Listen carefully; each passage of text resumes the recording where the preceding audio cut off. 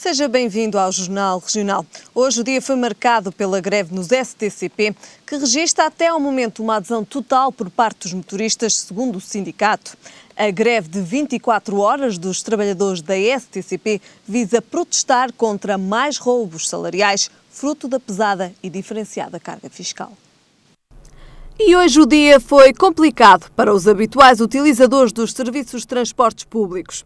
Os trabalhadores da Sociedade de Transportes Coletivos do Porto assinalam hoje a primeira greve de 2013 e assim irão permanecer até à meia-noite de hoje. Segundo Jorge Costa, do Sindicato Nacional dos Motoristas, serão muito poucos ou quase inexistentes os autocarros a circular pelas ruas do Porto. Na estação de Francos, logo pela manhã, os portões foram bloqueados por 2 autocarros com os pneus vazios, de forma a impedir a saída das viaturas. O objetivo é protestar contra os roubos salariais. Em causa está também o Orçamento de Estado previsto para este ano e, conforme diz a Comissão de Trabalhadores da STCP, vai afetar os trabalhadores, uma vez que elimina direitos livremente negociados entre os conselhos de administração e os representantes dos trabalhadores. A Autoridade para as Condições do Trabalho considera que fatores como entrega da operação das linhas da STCP à concessão privada, congelamento de admissões para a função de motorista, o pagamento em duodécimos do subsídio de Natal e a retirada do título de transporte para cônjuges e filhos, bem como a ex-trabalhadores e reformados, constituem um claro roubo salarial. A ACT admite ainda que o facto da administração não incluir representantes dos trabalhadores na reestruturação da empresa é um claro indicador de que os interesses da STCP não estão a ser devidamente salvaguardados. E ficamos agora com a síntese das notícias regionais. A boa prestação da cidade de Braga como capital europeia da juventude no ano de 2012 foi reconhecida e, como tal, a cidade foi escolhida para ser, para sempre, a sede de todas as capitais europeias da juventude. Hugo Pires, o vereador da Juventude do município de Braga, afirma que teve 3 objetivos: projetar a cidade internacionalmente, como cidade do conhecimento, fornecer aos jovens ferramentas que lhes permitissem fazer face ao desemprego e, com isso, assume ter a sensação de dever cumprido.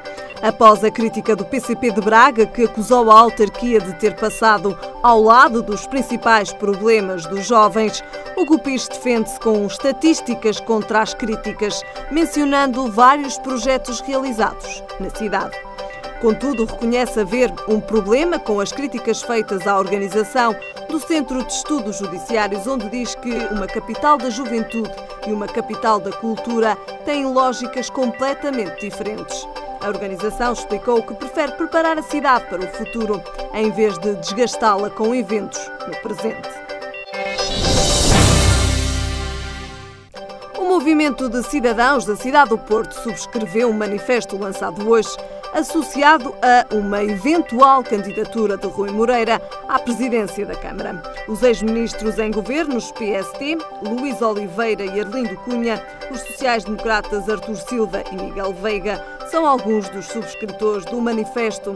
O documento que hoje foi publicado é um apelo aos portuenses a aderirem com garra e com vontade ao movimento Dar o Porto ao Manifesto, onde está implícito o objetivo de afirmar o Porto como metrópole, trazer os cidadãos para a cidade, recriar a cidade para todos, projetando assim o polo mais dinâmico do país. Já o movimento de apoio à possível candidatura de Rui Moreira, intitulado de Porto Moda, Porto Muda, defende a necessidade de atrair investimento, chamar negócios, gerar emprego e promover a cidade dentro e fora do país. O empresário Rui Moreira e suposto candidato à Câmara do Porto declarou esta quinta-feira na apresentação do livro do arquiteto Rui Fernandes que a sua candidatura não acontecerá antes do final de fevereiro. Rui Moreira diz que não tem pressa em se candidatar e é reconhecido na cidade por não ter antecedência, ao contrário dos já assumidos candidatos que se apresentam com mais de um ano. O Parque de Ciência e Tecnologia da Universidade do Porto recebeu um Regiostar por ter posto cientistas e empresas a trabalhar em rede. O Oscar foi entregue na categoria Smart Growth que distingue projetos de ligação das universidades ao desenvolvimento regional. De um total de 80 candidaturas aos prémios, que distinguem boas práticas das políticas públicas de desenvolvimento regional, foram escolhidos 25 finalistas e 5 vencedores. Os Regiostar são atribuídos desde 2008 pela Comissão Europeia e a UPTEC não é o primeiro vencedor nacional. Relembre-se, Madeira e Açores foram distinguidos em 2011 com projetos de transportes sustentáveis e comunicação. O secretário de Estado da Economia, Almeida Henriques, admite que este prémio distingue a forte marca de inovação e empreendedorismo da Universidade do Porto, que é um porta-aviões da ciência na economia do Norte. Almeida Henriques diz ainda que os resultados falam por si, mencionando o número de empresas, empregos e negócios criados. Em geral, os portugueses consideram-se bons garfos à mesa. A gastronomia italiana é das mais procuradas no país, por isso fomos conhecer um pedaço de Itália em Portugal. Um restaurante que usa produtos típicos italianos e que produz diariamente massa fresca para pastas e pizzas. Primeiro a massa, bem esticada. Agora o molho de tomate, o queijo e depois todos os outros ingredientes a gosto, colocados na tradicional forma de uma pizza bem redonda. Já recheada, voa na pá e repousa no forno. Por ora, e enquanto a pizza está a fazer, vamos recuar um pouco na história e sair da cozinha para a sala ao lado, o laboratório das pastas. Aqui, toda a maquinaria italiana trabalha para trazer ao paladar os sabores mais legítimos da terra das pastas. Aliás, será este o coração do restaurante que um dia Sérgio Crivelli sonhou ter em Portugal. O ristorante nasce pelo fatto che sempre queria ter un ristorante italiano, aqui em Portugal especialmente, porque não há um verdadeiro restaurante italiano. E sobretudo fazer massa fresca. Portanto, quando acabei com os testes, fiquei em Portugal durante 31 anos com os testes, é um ano que eu preparei-me para a abertura deste restaurante, porque queria de sempre abrir um restaurante italiano. É aqui que todos os dias é produzida a pasta fresca, o recheio e os próprios raviolis, como estes de Lagostim, que a Regiões TV apanhou a saírem da máquina. Talvez o segredo da verdadeira pasta italiana. Aqui, inicialmente para a massa, não é? A massa, seja para a pizza, a massa que nós utilizamos para a pizza, que a massa normalmente chamada pasta, que nós fazemos todos os dias fresca. É uma massa fresca feita com sêmola de triticum duro, que é o trigo duro, grano duro, conhecido em Itália, que tem uma particolaridade, é granuloso e absorve muito melhor a umidade. Portanto, quando coze, digamos, apesar de cozer e absorver a umidade, nunca fica muito cozida, fica al dente, sempre al dente. E utilizamos também ovos pasteurizados para a mistura da massa. Sérgio está em Portugal há 33 anos e não perde o sotaque com que facilmente o identificamos como filho de Itália. E no restaurante, que tem por missão trazer o melhor da cozinha italiana, não faltam produtos típicos que todos os meses vêm de lá para cá. Por exemplo, trufas, seja pretas, que é da minha terra, portanto recebo continuamente trufas para ser inseridas em molhos ou em recheios de tortellini e ravioli, cogumelos, porcini, que é aquele mais conhecido em Itália, porcini, e temos também outra variedade de cogumelos sempre frescos, todos são enchidos. Os enchidos que nós servimos neste restaurante são enchidos que vêm da minha terra. Salami, enchidos intendo dire salami, capocollo, mortadella, prosciutto, pancetta, são todos assim. Pausa na conversa agora, porque as pizzas estão prontas a sair do forno, a ir para o prato e depois, claro, para a mesa. Janeiro está a acabar, aproxima-se o mês dos namorados e aqui fica a dica para o tal dia 14 de fevereiro. Vai ser um dia especial, porque além do menu especial que vou preparar, tenho aqui a presença de um tenor italiano Giovanni D'Amore, acompanhado pelo maestro Stefano Nanni, que era o pianista do falecido Luciano Pavarotti. E vai ser uma noite esplêndida, italiana, mas também portuguesa, porque o Giovanni vai cantar também bastantes canções portuguesas, românticas. Está feito convite e é hora de deixarmos este cantinho de Itália em Portugal. O sonho de Sérgio Crivelli nasceu na Brito Capelo de Matosinhos e é lá que ele está pronto a servi-lo, com o verdadeiro sabor da sua terra e pasta fresca, todos os dias. Uma noite em casa de Amália traz de regresso aos palcos do Porto Filipe Laféria, que é precisamente o nosso convidado de hoje e que nos vai falar deste musical que já esteve em Lisboa e que agora está no Porto. Filipe, muito obrigado pela sua presença, muito obrigado por ter aceito o nosso convite também.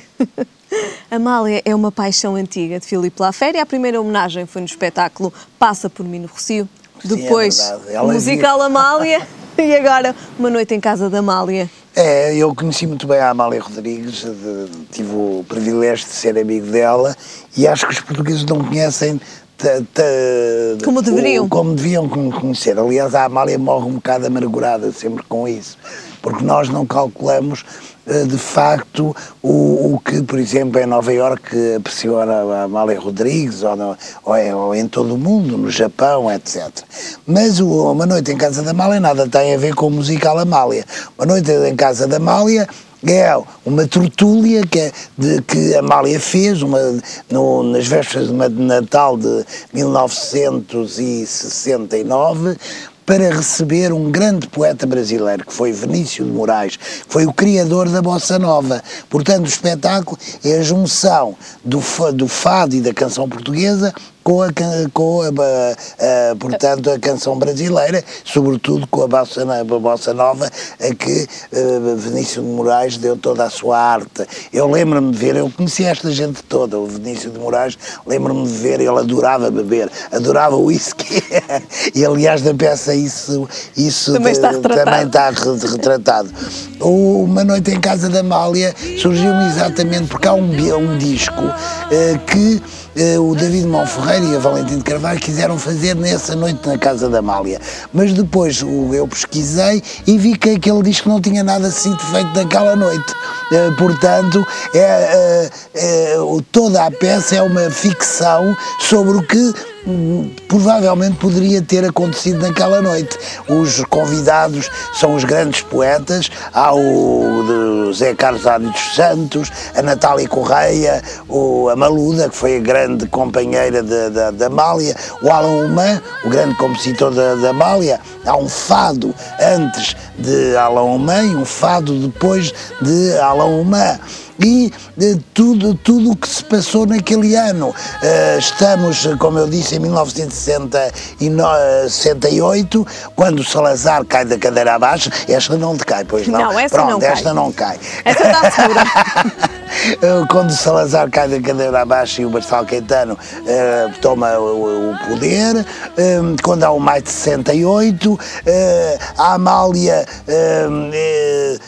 reúne para receber em sua casa o Vinícius de Moraes e convida os seus maiores poetas.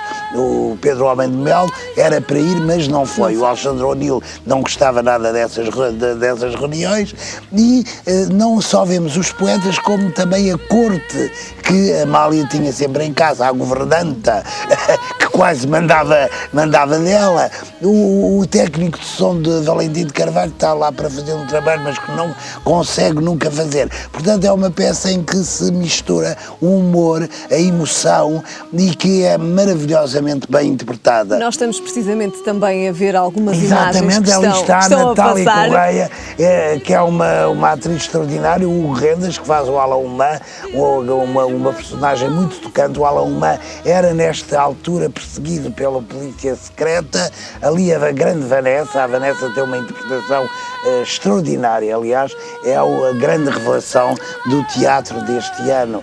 A Cláudia Soares faz da Maluda, o ator brasileiro que eu mandei vir do Brasil, Marcos de Góis, para fazer o Vinícius de Moraes, e a grande interpretação, uma das maiores sempre, do Ricardo Castro, que tão querido do público pelas suas atuações na televisão e que faz um magnífico José Carlos Aristo Santos, que empolga a plateia todas as noites. Como é que surgiu a ideia? De onde é que partiu esta ideia para fazer este novo musical? Exatamente esse disco antigo que eu tenho em minha casa. É um disco que está esgotado, que é o Vinícius, chama-se Vinícius-Amália, Vinícius Amália, portanto, e que depois eu, ao pesquisar, vi que nada tinha sido real. Portanto, tudo, a única coisa real foi o do Vinícius, porque o Vinícius, como eu disse, gostava muito de mulheres, tinha muito bom gosto e gostava muito de beber, e naquela noite também já estava um bocado passado, mas eles, como o Vinícius de Moraes tinha que ir ele era cônsulo do Brasil em Itália, tiveram mesmo que aproveitar o que naquela noite gravaram do Vinícius de Moraes. O resto já não podia... Aquilo não havia remédio. E é muito interessante porque vivemos num tempo em que quer o Brasil, quer Portugal vivem duas ditaduras. E depois eu ficcionei, por exemplo, há o Rui Andrade, que é um jovem também talentosíssimo, que faz um soldado que vai para a guerra de Angola na manhã seguinte e que vai se despedir de Amália. Havia muita gente que se ia despedir de Amália. Isto foi-me contado por um antigo combatente da guerra colonial e é uma cena em que emociona muito o público. O Porto vai ter um grande privilégio, porque vai ter duas Amálias em vez de uma. Vai ter a Vanessa e a Anabela. A Anabela, que é tão querida do público, que aqui fez interpretações extraordinárias, sobretudo na música no coração, e que deixa sempre saudades no público do Porto, e que também tem uma interpretação notável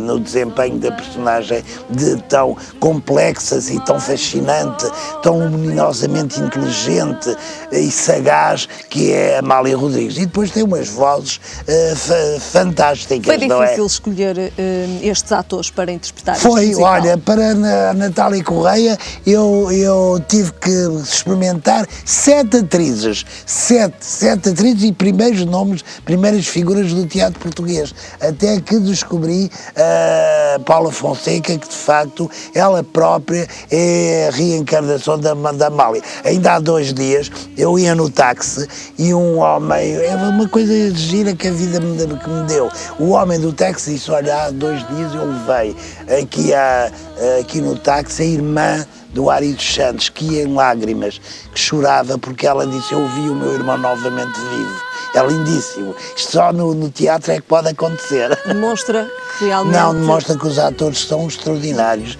e que, uma grande equipa. E que proporcionam ao público um espetáculo a todos os títulos inesquecível. Não percam, é no Coliseu do Porto, eu faço o reclame e tudo, tenho aqui, no Coliseu do Porto, que é uma das salas mais belas de todo o país, Uma Noite em Casa da Amália. Só tem poucos dias para ver. Tem de 5 a 9, portanto tem 5, 6, 7, 8 e 9, que é sábado. Há matiné, às 5 horas da tarde, e a soirée depois à noite, e vamos embora. Porque vamos para onde? Vamos para o Brasil. Exatamente. Temos convite para irmos para os Açores, para o Brasil e para Paris. Antes de me falar dessa aventura por terras brasileiras, que também já não é a primeira vez que Filipe Laféria leva os seus musicais para fora de portas. Sim, senhora. Vou-lhe fazer uma pergunta. Qual é que acha que seria a reação de Amália ao ver em palco a sua casa e uma das suas tertúlias? Gostava muito. Olha, eu tenho uma história muito, muito bonita que já contei em várias línguas, em italiano, em francês, em inglês, que foi quando a Amália viu a Maria Callas. Ela viu a Maria Callas e no fim do espetáculo foi ter comigo, eu pensava que ela me ia dar os parabéns. E ela disse-me com aquela voz característica da Amália: olá, Féria, mas você porque é que faz um espetáculo sobre a Maria Callas e não faz sobre mim? Não é? E foi aí que eu escrevi o musical Amália, que é muito diferente deste espetáculo. O musical Amália era a vida da Amália, não era era romancear a vida, pôr em musical, em epopeia, a vida da Amália. Isto não. Este, até sobre o ponto de vista de texto, eu acho muitíssimo mais interessante, porque você tem uma noite onde acontece poesia, acontece fado, acontece samba, onde a Amália canta o seu repertório internacional. A Amália, aqui na minha peça, canta em espanhol, canta em francês, canta ao folclore português, que a Amália, de facto, não foi só a grande inventora quase do fado. Ela é, de facto, o património imaterial da humanidade, mais até que o fado, na minha opinião. Ela também se debruçou sobre o nosso folclore e o folclore do Norte. Portanto, as pessoas do Norte,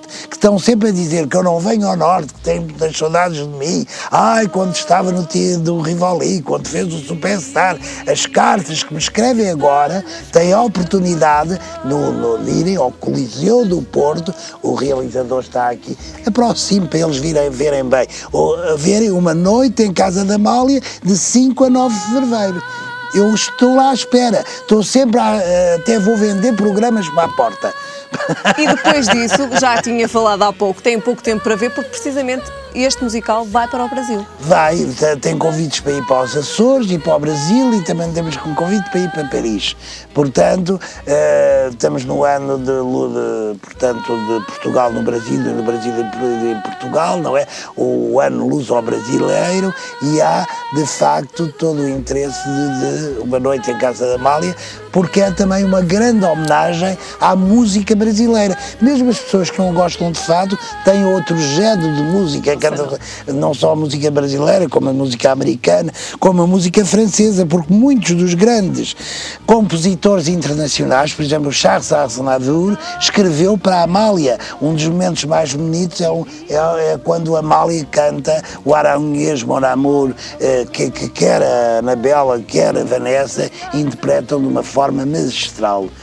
E as críticas, essas também se fazem sentir? São positivas? São positivas, quer na França, quer no Brasil. Essa é a verdade, porque o Le Monde considerou um dos melhores espetáculos europeus, que isso é uma grande honra para mim. Nós temos sempre a mania que os portugueses não valem nada e somos muito pobrezinhos, o que é no estrangeiro é que é bom, e aqui foi o próprio jornalista do Le Monde que passou por Lisboa. Eu não o conheço, não sei quem é, não é meu primo, eu não sei quem é, portanto, mas certamente foi ver a peça. Mas foi ver a peça e, com grande surpresa minha na internet, vi uma grande crítica do Le Monde fantástica a este espetáculo, Uma Noite em Casa da Amália.